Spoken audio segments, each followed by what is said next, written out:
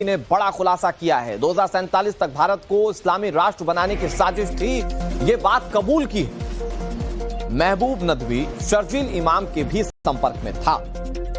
जानकारी के मुताबिक महबूब आलम नदवी को एनआईए ने शनिवार को बिहार के किशनगंज से गिरफ्तार किया, जहां वो उर्दू का टीचर बना बैठा था। जब उसे गिरफ्तार किया गया, उससे पूछताछ की गई तो उसने उस 2047 वाले डोजियर पर अपनी इस बात को कबूला कि वाकई भारत को एक इस्लामिक राष्ट्र बनाने की साजिश चल रही थी।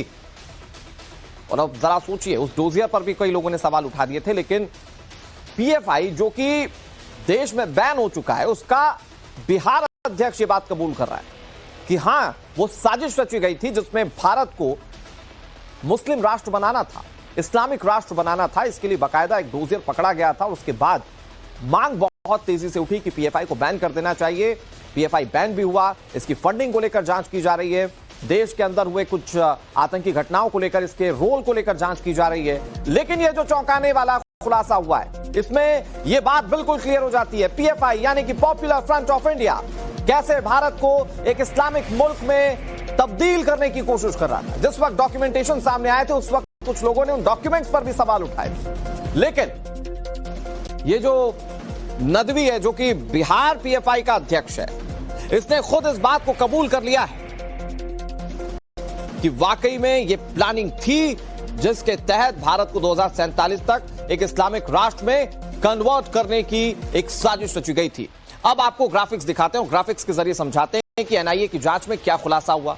पीएफआई के बिहार अध्यक्ष महबूब आलम नदवी ने एनआईए की जांच में कबूल किया कि उसका मकसद और पीएफआई का मकसद 2047 तक भारत को एक इस्लामिक राष्ट्र बनाना था। उसका मकसद सांप्रदायिक सद्भाव खराब करके भारत में दहशत फैलाना था। इसके लिए महबूब ने बड़े पैमाने पर विदेशों से फंडिंग ली थी।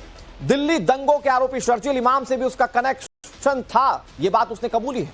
इसके बाद एनआईए अब आईएसआईएस बांग्लादेशी आतंकी संगठनों से लिंक की जांच भी कर रही है कि कहीं उनके साथ मिलकर तो यह सारी प्लानिंग नहीं रची जा रही थी। देश विरोधी कुछ ऐसी चीजें विदेशी मुल्कों से जुड़ी हैं और उसको लेकर अब तमाम सबूत जो है वो इकट्ठा किए जा रहे हैं। अब आपको बहुत जल्दी से ये बताते हैं कि महबूब आलम नदवी है कौन, पीएफआई में इसका काम क्या था। बिहार के कटिहार का रहने वाला है महबूब आलम नदवी। किशनगंज में उर्दू का टीचर बनकर ये उर्दू सिखा रहा था लोगों को। महबूब आलम ने पीएफआई के लिए फंड जुटाए। विदेशों से पैसे लेकर ये महबूब नदवी ही आया था। कई मुस्लिम देशों से महबूब का कनेक्शन माना जाता है। साल 2022 में ओमान भाग गया था महबूब आलम नदवी। 2 साल तक ओमान में रहा, फिर इसी साल मार्च के महीने में वो वापस लौटा। इसके बाद एनआईए ये जांच कर रही है कि आखिर ओमान गया था तो किस किस से मिला है। आरोपी ने पीएफआई के लिए भर्तियां, ट्रेनिंग और सीक्रेट मीटिंग्स सब कुछ आयोजित करवाई। जूडो, कराटे, तलवारबाजी, हथियारों की ट्रेनिंग इसकी ओर से दिलाई गई। याद कीजिए दर्शकों, जब पीएफआई का वो डोजियर, वो डॉक्यूमेंट सामने आया था, तब यह पता चला था कि पीएफआई कई ऐसे ट्रेनिंग सेंटर चला रहा है जहां पर लोगों को सेल्फ डिफेंस या फिर लड़ने मारने की ट्रेनिंग दी जा रही है। और उसने काफी ज्यादा हैरान कर दिया था। उस तरह की ट्रेनिंग्स देना, वहां के लिए फंड इकट्ठे करना, ये सारे काम बिहार का ये पीएफआई अध्यक्ष महबूब आलम नदवी किया करता था, जो अब तक की एनआईए की जांच में पता चला है।